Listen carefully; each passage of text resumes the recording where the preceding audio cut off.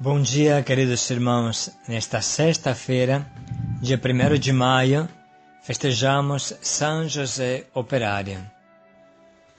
Bom dia, queridos irmãos e irmãs. Com alegria, nesta festa maravilhosa de São José Operário, meditaremos o livro do Gênesis, capítulo 1, versículos de 26 a 29 e depois capítulo 2, versículo 15. Yahvé Deus tomou o homem e o colocou no jardim do Éden para o cultivar e guardar. Hoje é a festa de São José, homem que realiza plenamente o sonho de Deus sobre o ser humano. José, esposo de Maria, com Maria, autêntica imagem de Deus. José, pai de Jesus, fecundo canal de vida. José carpinteiro, das mãos calejadas, dos músculos de trabalhador, que com o suor do seu rosto sustenta a Sagrada Família. São José trabalhador e operário, profissional da madeira, que realiza o plano de Deus. Colocou o homem no mundo para o cultivar e guardar. Com seu trabalho, José transformava o pedaço de mundo a ele confiado. Trabalhar com amor significa ser obedientes ao Pai e realizar a missão pela qual nascemos. Do livro do Gênesis. Deus disse: façamos o ser humano à nossa imagem e segundo a nossa semelhança, para que domine sobre os peixes do mar, as aves do céu, os animais domésticos, todos os animais selvagens e todos os animais que se movem pelo chão. Deus criou o homem à sua imagem. A imagem de Deus o criou. Homem e mulher, ele os criou. E Deus os abençoou e lhes disse: sede fecundos e multiplicai-vos, enchei a terra e submetei-a. Dominai sobre os peixes do mar, as aves do céu e todos os animais que se movem pelo chão. Deus disse: eis que vos dou sobre toda a terra todas as plantas que dão semente e todas as árvores que produzem seu fruto com a sua semente, para vos servirem de alimento. O Senhor Deus tomou o homem e o colocou no jardim do Éden para o cultivar e guardar. O Senhor Deus tomou o homem e o colocou no jardim do Éden para o cultivar e guardar. Palavra do Senhor. Graças a Deus. Irmãos, a festa de São José Operário, trabalhador, que com suas calejadas mãos sustentou a Sagrada Família, isto é, Maria e José, com o suor do seu rosto alimentou o Filho de Deus e o fez crescer. Esta festa tem muito a nos dizer. Jesus era conhecido como o filho do carpinteiro de Nazaré, carpinteiro ele mesmo. Quando as pessoas se surpreendem com os milagres e as pregações de Jesus, a frase é sempre esta: não é esse o filho do carpinteiro? Não é ele o carpinteiro de Nazaré? Não é filho do carpinteiro de José? José não é o seu pai, a gente não conhece ele como carpinteiro. Então tinha claramente o costume de ver Jesus trabalhar a madeira, de ver José trabalhar a madeira. Todos os dias, todas as horas do dia, era serrar madeira, era pregar madeira, era construir casas, talvez casebres de madeira. A maior parte do tempo de São José e de Jesus consistia em trabalhar a madeira, e disso tirava o sustento para a família. A festa de hoje, de São José Trabalhador, é uma grande luz para nós, para entender o sentido do trabalho da nossa vida. A gente não pode passar por cima disso, meus irmãos. A Jesus trabalhou duro, pelo menos por 15 anos da sua vida. Ele, com 30 anos, iniciou a sua vida pública. Vamos imaginar que naquele tempo, uma criança, um rapaz de 13 anos, já estava trabalhando, 12 anos já estava trabalhando. Com razão, com bom senso, nós podemos pensar que Jesus tenha trabalhado na madeira como carpinteiro pelo menos 18 anos. Ele aprendeu isso do seu pai. A vida inteira foi o carpinteiro. Agora, se Jesus é o rosto do Pai, o rosto de Deus Pai, não tanto o rosto de São José, mas Jesus é o rosto de Deus Pai. Qual é o rosto que mais Jesus nos mostrou? O rosto de um trabalhador, de um carpinteiro silencioso, escondido na última aldeia do reino de Israel, que trabalhava e sustentava a sua família. Tudo isso pode revolucionar o nosso jeito de ver o trabalho. Talvez muitos pensem, quanto menos trabalho, melhor é para mim. Menos trabalho, melhor eu estou. E tem muitos que querem passar muito ao largo do trabalho, não querem se encontrar com o trabalho. E dão desculpa e fingem isso, aquilo. Gasta mais energia em evitar o trabalho do que em trabalhar. Mas atenção, porque isso é o que a gente pensa.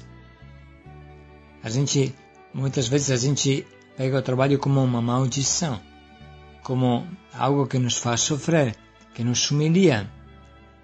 Mas isso não é o que Deus pensa. E vamos ver bem, a câmera lenta, o trecho de hoje. Façamos o homem à nossa imagem, para que domine sobre os peixes do mar, as aves dos céus, os animais domésticos e todos os animais. Você entende que a frase façamos o homem à nossa imagem para que domine é quase uma única frase.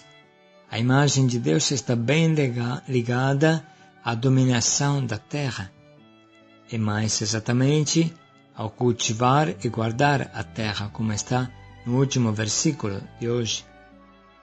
Acho que vale a pena que a gente leia juntos um pequeno trecho do compêndio sobre a doutrina social da Igreja, no capítulo 5. O Antigo Testamento apresenta Deus como Criador onipotente, que plasma o homem à sua imagem e o convida a cultivar a terra, Gênesis 2, 5, 6, e a guardar o jardim do Éden em que o pôs, Gênesis 2, 15.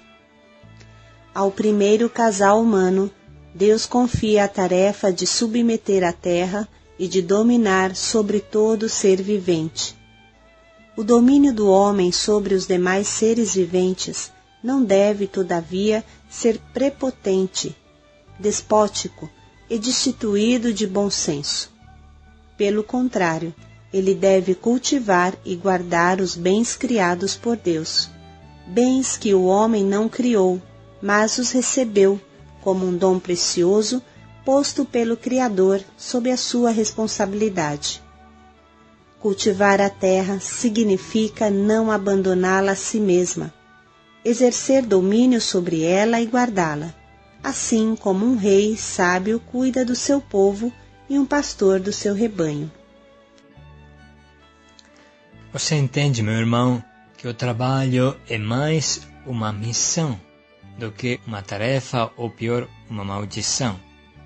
O trabalho é uma missão que Deus confia ao homem. E quem não trabalha não cumpre a sua missão.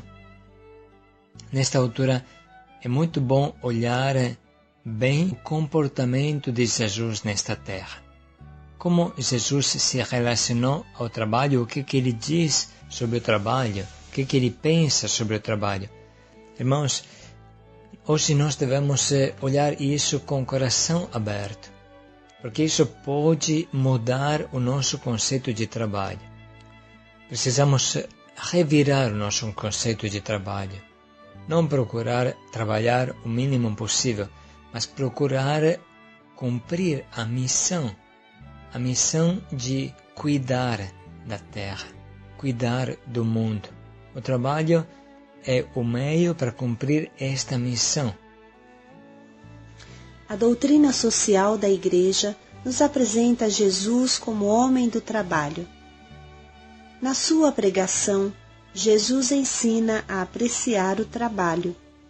Ele mesmo se tornou semelhante a nós em tudo, passando a maior parte dos anos da vida sobre a terra junto de um banco de carpinteiro, dedicando-se ao trabalho manual, na oficina de José, a quem estava submisso. Lucas 2:51. Jesus condena o comportamento do servo indolente, que esconde debaixo da terra o talento. Mateus 25:14-30. Indolente significa preguiçoso, com nenhuma vontade de trabalhar, que procura ficar numa boa e parar de trabalhar muito antes de suar.